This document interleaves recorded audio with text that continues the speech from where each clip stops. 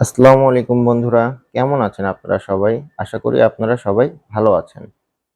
আজকে আপনাদের সাথে একটি বর্তমান সময়ের ভয়াবহ রোগ নিয়ে আলোচনা করার জন্য এসেছি। ডেঙ্গু। আসলে ডেঙ্গু বর্তমান সময়ে অনেক জটিল আকার ধারণ করেছে। ডেঙ্গু জ্বরটা আসলে কি? কিভাবে ছড়ায়? এর লক্ষণগুলো বা ডেঙ্গু আমরা কিভাবে প্রতিরোধ করতে পারি? সেটা নিয়ে আজকে আলোচনা করব। ডেঙ্গু জ্বর সাধারণত ডেঙ্গু ভাইরাসের কারণে হয়ে থাকে, যা এডিস মশার কামড়ে হয়ে থাকে বা ছড়ায়। বিশ্ব স্বাস্থ্য সংস্থা এটিকে বড় ধরনের রোগের তালিকায়ও রেখেছে। ডেঙ্গু বেশি দেখা যায় আমেরিকা, দক্ষিণ পূর্ব এশিয়া ও পশ্চিম প্রশান্ত মহাসাগরীয় অঞ্চলগুলোতে। বর্ষাকালের শুরুতেই ডেঙ্গু জ্বরের ঝুঁকি অনেক বেড়ে যায়। এ সময় এডিস মশা অনেক সক্রিয় হয় এবং এর কামড় থেকে ডেঙ্গু জ্বর হয়। ডেঙ্গু একটি গুরুতর অসুখ, যার ফলে প্রচণ্ড জ্বর, শরীর ব্যথা ও গাঁটে ব্যথা ইত্যাদি হয়ে থাকে। ডেঙ্গু জ্বর হলে শরীর অনেক দুর্বল হয়ে পড়ে। সাধারণ জ্বরের তুলনায় ডেঙ্গু অনেক বিপজ্জনক। এর মৃত্যুর হার প্রায় ১.৩%।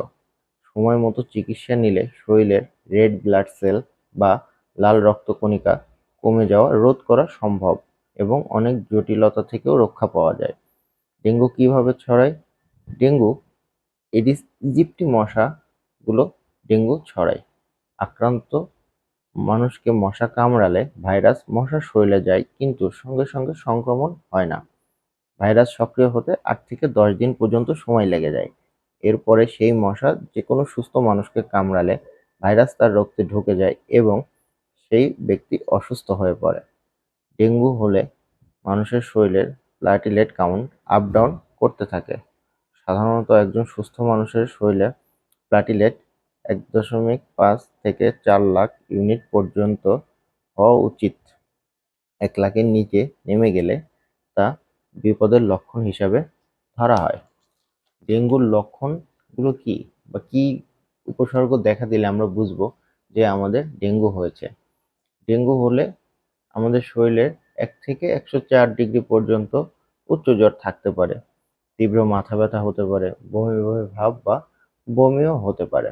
গ্রন্থি ফুলে যাওয়া, শরীরের বিভিন্ন অংশে ফুসকুড়ি বা লাল চাকা চাকা ভাব বা র্যাশ দেখা দেওয়া যায়। মাংসপেশি, হাড় বা জয়েন্ট ব্যথা হতে পারে। নাক বা মাড়ি থেকে হালকা রক্তপাত হতে পারে। ডেঙ্গু প্রতিরোধ করবেন কিভাবে? ডেঙ্গু প্রতিরোধ আমাদের কি করতে হবে? আমরা বিভিন্ন সতর্কতা অবলম্বন করে ডেঙ্গু প্রতিরোধ করতে পারি। আমরা যদি ডেঙ্গু প্রতিরোধ এখনই ব্যবস্থা না করি, তাহলে এটি আরো ভয়াবহ আকার ধারণ করতে পারে। ডেঙ্গু প্রতিরোধে আমাদের অনেক সতর্ক হতে হবে। আমরা চেষ্টা করলে ডেঙ্গুর ভয়াবহতা অনেকাংশে কমিয়ে আনতে পারি। যেমন, এই সময়গুলোতে আপনার ত্বক যতটা সম্ভব ঢেকে রাখুন। এছাড়াও সুতি, লিনেন বা ডেনিমের মতো মোটা কাপড় পরার চেষ্টা করুন। এতে মশার কামড়ের ঝুঁকি কমে যাবে। ডেঙ্গু মশা কখন কামড়ায় বেশি, আমাদেরকে এটিও জানতে হবে। ডেঙ্গু মশা সাধারণত খুব ভোরে বা সন্ধ্যার দিকে কামড়িয়ে থাকে। এই সময়গুলোতে আমরা আমাদের বাসার জানালাগুলো মশারি দিয়ে যদি আটকে রাখি, তাহলে ডেঙ্গু মশা আমাদের ওই সময়গুলোতে কামড়ানোর থেকে আমরা বাঁচতে পারবো। এখন ডেঙ্গু শুধুমাত্র এই ২ টা পন্থা ছাড়াও আরো অনেকগুলো কাজের মাধ্যমে আমরা প্রতিরোধ করতে পারি। যেমন, ডেঙ্গু কিন্তু ভদ্র মশা হিসাবে পরিচিত। এরা যেখানে সেখানে ডিম দেয় না। এরা পরিষ্কার পানি ছাড়া এদের ডিম ছাড়ে না। তো ডেঙ্গু হয় কোথায়? আমাদের বাসার পাশের ডাবের খোসা ফেলে আমরা অনেক সময় পরিত্যক্ত বালতি ফেলে রাখি। এসির পানিগুলো ড্রামে জমা পড়ে, সেগুলো থেকে বা আদার্স যেকোনো জায়গায় যেখানে পরিষ্কার পানি জমে, সেখানেই ডেঙ্গু ডিম পাড়ে। আমরা যদি এই জায়গাগুলোকে পরিষ্কার পরিচ্ছন্ন রাখি, তাহলে কিন্তু আর মশা এই জায়গাগুলোতে ডিম দিতে পারবে না। ইভেন আমাদের বাসার আশেপাশে সহ আমাদের বাসায় যত জায়গাগুলোতে পানি জমতে পারে, সেই জায়গাগুলোতে যদি আমরা পানি জমার ব্যবস্থা বন্ধ করে দিই, যেমন ফুলের টবে আমরা পানি দিই, অনেক সময় আমরা বেশি পানি দিয়ে রাখি যাতে গাছ পরিপূর্ণ পানি পায়। সেই ক্ষেত্রে ওই জায়গাগুলোতেও মশা অনেক সময় ডিম দিয়ে দেয়। তো আমরা এই জিনিসগুলো যদি অ্যাভয়েড করি, তাহলে ডেঙ্গু থেকে আমরা প্রতিরক্ষা পাবো। তো এই জন্য আমাদেরকে সকল প্রকারের ব্যবস্থা নিতে হবে। তাছাড়াও আমরা যদি আমাদের বাসার আশেপাশে সকল জায়গা পরিষ্কার রাখি এবং বাসায় যে সকল বালতি বা গামলা আমরা ইউজ করি, পানি রিজার্ভে রাখি, সেগুলো যদি ঢেকে রাখি, তাহলে ডেঙ্গু সেই জায়গাগুলোতে ডিম দিতে পারবে না এবং এর বংশবৃদ্ধি করতে পারবে না।